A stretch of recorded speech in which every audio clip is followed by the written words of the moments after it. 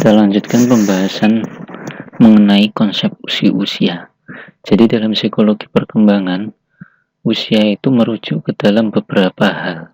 Jadi yang dimaksud usia itu tidak hanya berapa tahun yang telah kita lalui, tidak hanya seperti itu. Tapi ada 4 macam definisi usia. Yang pertama yaitu usia secara kronologis. Di usia ini merujuk pada tahun yang telah dilalui. Ini definisi usia kronologis. Jadi kalau ditanya orang berapa usia Anda, maka biasanya mengarah kepada usia kronologis. 30 tahun atau 27 tahun dan lain sebagainya. Itu biasanya lengkap. Jadi kalau ada pertanyaan usia kronologis, itu disebutkan. Misalnya ada dokter nanya ke anak usia kronologisnya berapa. Ya 5 tahun, misalnya 5 tahun 6 bulan 3 hari, seperti itu. Nah, itu karena penting ya mengungkap usia kronologis secara detail itu penting. Kemudian yang kedua usia biologis, yaitu usia sesuai kesehatan biologis. Jadi usia kesehatan biologis orang. Jadi ada orang yang usianya sudah tua tapi secara biologis kesehatannya masih bagus. Sebaliknya ada anak yang masih muda tapi secara biologis sudah kurang bagus kondisinya. Kan banyak seperti itu ya, misalnya kakek-kakek sudah 70 tahun tapi masih kuat gitu ya. Ngangkat barang-barang berat itu masih masih kayak anak muda. Tapi sebaliknya, ada anak muda yang usianya misalnya 17 tahun tapi tiap hari udah encok gitu ya. Itu kan kayak kakek-kakek. Nah, itu usia biologis.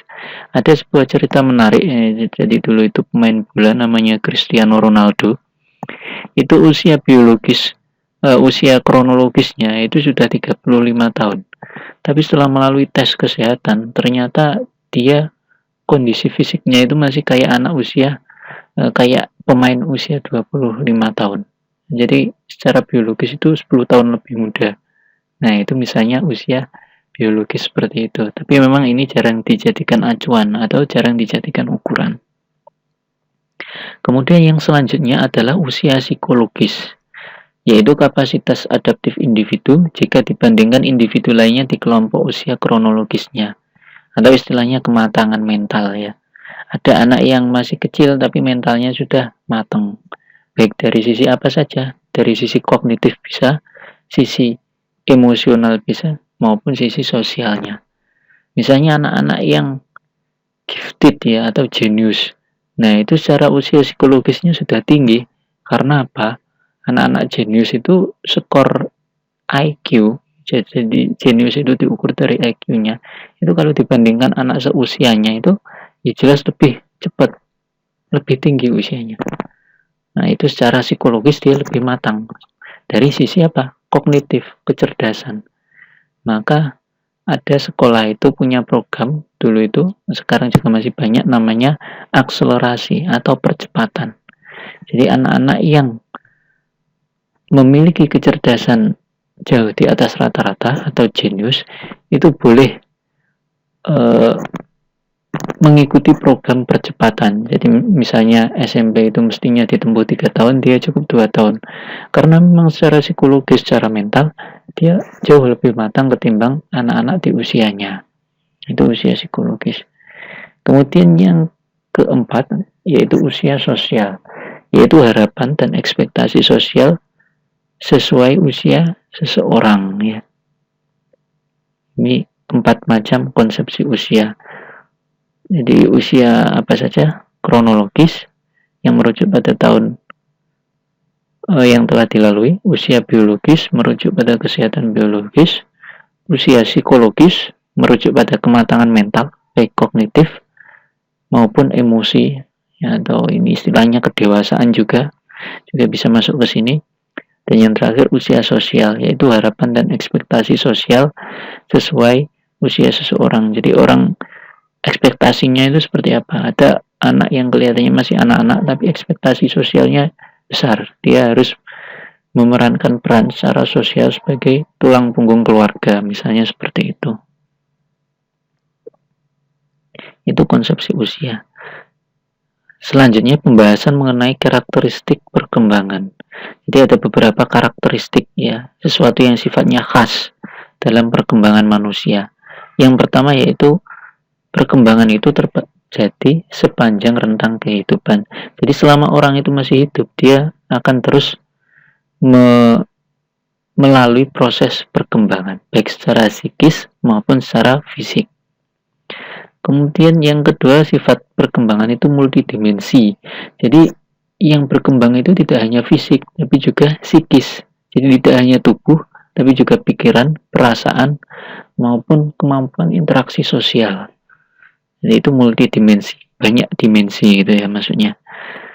Kemudian yang ketiga, perkembangan itu sifatnya multidireksi atau multi arah. Jadi maksudnya apa? Jadi perkembangan itu kadang pada satu sisi itu mengarah maju, kadang pada satu sisi itu melambat. Jadi ada satu aspek yang naik, satu aspek lain melambat. Misalnya apa?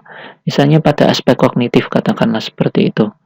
Jadi pada anak-anak, ini memori jangka pendeknya itu berkembang dengan cepat. Tapi pada orang dewasa, memori jangka pendeknya atau pada lansia ya, orang-orang yang sudah dewasa akhir itu, memori jangka pendeknya melambat atau bahkan berubah ke arah ini ya, regresif, ke arah menurun ya istilahnya, bukan progresif tapi regresif. Jadi gampang lupa. Tapi kalau anak-anak itu ingatannya tajam. Itu contohnya misalnya seperti itu. Yang selanjutnya perkembangan itu sifatnya plastisitas, jadi ada perubahan. Jadi makhluk hidup itu pasti mengalami perubahan, termasuk manusia. Jadi tidak benar kalau kita misalnya menjudge atau menghakimi orang bahwa dia pasti tidak akan bisa berubah. Maka prinsip itu harus kita buang ya. Kita tidak boleh memiliki prinsip seperti itu, karena yang namanya manusia itu pasti akan berubah. Jadi seburuk-buruk apapun orang itu pasti akan berubah, entah kapan ya. Itu yang kita tidak tahu, itu waktunya kapan. Apakah berubah dalam waktu yang cepat atau berubah dalam waktu yang lambat, itu yang kita tidak tahu. Lalu yang selanjutnya, perkembangan itu kajian multidisiplin, jadi melibatkan berbagai macam keilmuan, tidak hanya keilmuan psikologi tapi juga keilmuan yang lain.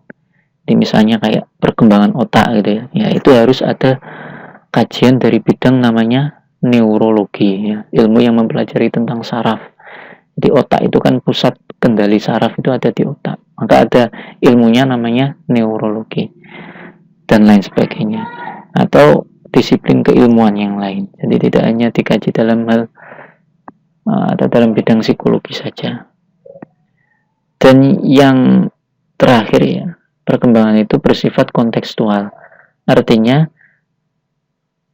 orang perkembangannya itu beda keluarga, beda tahap perkembangannya. Ada yang cepat, ada satu keluarga yang cenderung lambat. Juga akan dipengaruhi oleh faktor lingkungan. Jadi selain keluarga juga konteksnya di sekolah juga. Jadi perkembangan itu tidak hanya dipengaruhi oleh keluarga, tapi juga sekolah, pergaulan, bahkan yang namanya zaman. Jadi kalau dulu itu anak-anak zaman mbah-mbah kita mungkin ya, atau orang tua kita, itu pubernya agak lama ya. Jadi usia 15 tahun itu kadang baru mulai menstruasi. Masih cupu gitu ya, masih culun. Istilahnya orang Jawa itu gong Jawa popo lah ya, masih lugu banget ya. Tapi sekarang beda, pengaruh oleh cepatnya perubahan zaman. Jadi bahkan sekarang anak SD aja sudah bisa nulis surat cinta. Yaitu misalnya contoh bagaimana konteks zaman atau generasi itu berpengaruh terhadap perkembangan individu. Kemudian ada beberapa faktor yang mempengaruhi perkembangan. Saya kira ini sekilas saja karena tadi sudah saya singgung. Yang pertama genetik ya jelas. Jadi berat badan, kemudian warna kulit, jenis rambut ya, apakah itu pirang atau hitam atau keriting dan lain sebagainya, itu dipengaruhi oleh yang namanya genetik. Kemudian hormon itu ya hormon Silahkan nanti dibuka lagi buku biologinya. Jadi kayak pubertas itu dipengaruhi oleh hormon ya, dan lain sebagainya. Perubahan fisiologis lainnya juga mempengaruhi perkembangan. Kemudian ada faktor lingkungannya. Selalu ada dua macam faktor, baik fisiologis maupun lingkungan. Jadi itu perdebatan yang tidak akan pernah habis. Jadi ada beberapa perdebatan yang tidak kunjung selesai dalam psikologi. Yang pertama yaitu nature versus nurture. Nature itu artinya alamiah, bawaan. Nurture atau nurture ya tulisannya, tapi bacanya nurture itu artinya hasil dari proses pendidikan. Jadi selalu ada debat, proses perkembangan itu hasil secara alami atau hasil pendidikan. Nah itu tidak akan pernah ketemu siapa yang menang. Jadi katakanlah ada orang itu kok bisa jadi maling, itu karena keturunan atau karena pengaruh lingkungan.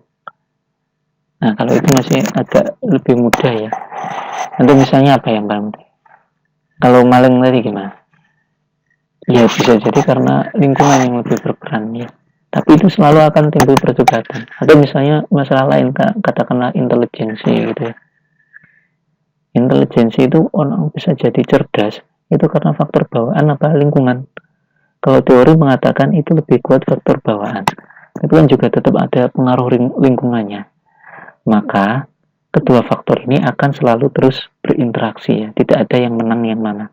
Dua-duanya saling berinteraksi. Yang selanjutnya stability versus change. Jadi perkembangan itu stabil atau berubah. Ini saya kira juga perdebatan yang tidak akan selesai ya. Universal atau partikular ya. Universal itu sifatnya secara umum. Jadi tiap orang sama atau partikular. Tiap orang itu berbeda. Nah, jadi partikular itu khusus gitu ya artinya. Jadi apakah proses perkembangan itu yang dilalui oleh semua orang itu sifatnya universal, sifatnya sama tiap orang, atau partikular, atau hanya orang-orang tertentu yang bisa melalui, atau masing orang beda. Itu yang mana kira-kira? Ya dua-duanya bisa berlaku gitu. Dua-duanya bisa berlaku. Yang selanjutnya activity versus passivity. Jadi ada prinsip bahwa untuk berkembang kita harus aktif. Tapi juga ada prinsip yang lain bahwa kita tidak perlu aktif. Cukup pasif saja kita pasti akan berkembang. Yang selanjutnya yaitu continuity versus discontinuity. Jadi proses perkembangan itu secara berlangsung terus-menerus. Atau berhenti sih sebenarnya.